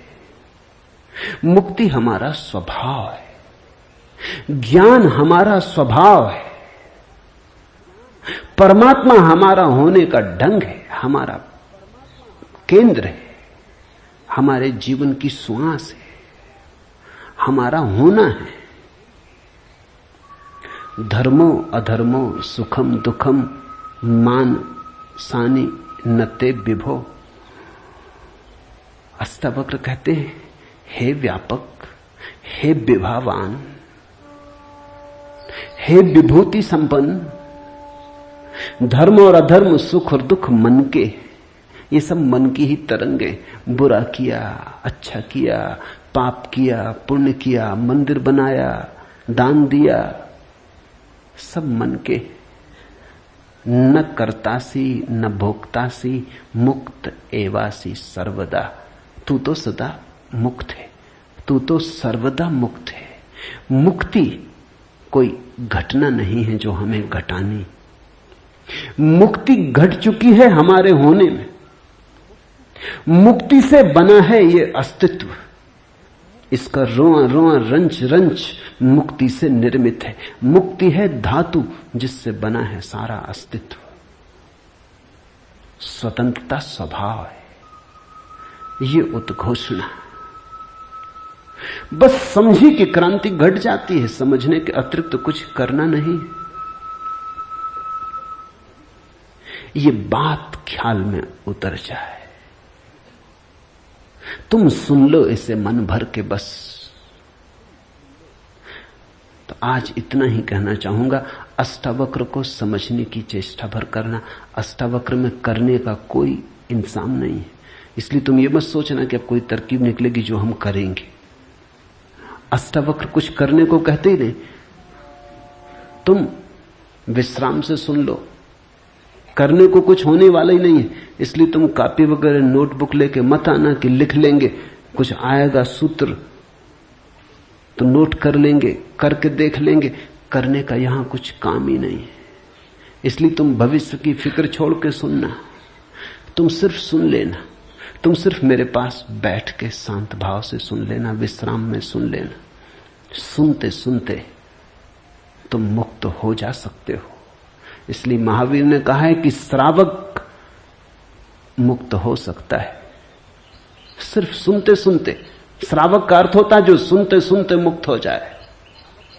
साधु का तो अर्थ ही इतना है कि जो सुन सुन के मुक्त ना हो सका, थोड़ा कमजोर बुद्धि का है, कुछ करना पड़ा। सिर्फ कोड़े की छाया काफी न थी, घोड़ा जरा कुजात है, कोड़ा फटकारा तब थोड़ा चला, या मारा तो थोड़ा चला। छाया काफी है, तुम सुन लेना, कोड़े की छाया दिखाई पड़ जाएगी। तो अष्टावक्र के साथ एक बात स्मरण रखना, कुछ करने को नहीं है, इसलिए तुम आनंद भाव से सुन सकते हो। इसमें से कुछ निकालना नहीं है कि फिर करके देखेंगे। जो घटेगा वो सुनने में घटेगा। सम्यक श्रवण सूत्र है। अधुनैव सुखी शांतो बंध मुक्तो भविष्यसि। अभी हो जा मुक्त, इसी क्षण हो जा मुक्त।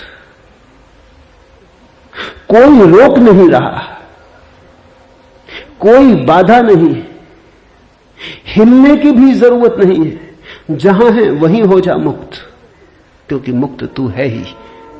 जाग और हो जा मुक्त। असंगो असि निराकारो विश्व साक्षी सुखी भव। हो जा सुखी। एक पल की भी देर करने की कोई जरूरत नहीं। छलांग है, क्वांटम छलांग। सीढ़ियां नहीं है अष्टावक्र में, क्रमिक विकास नहीं है, सडन इसी क्षण हो सकता है। हरिओम तत्सत। आज इतना ही।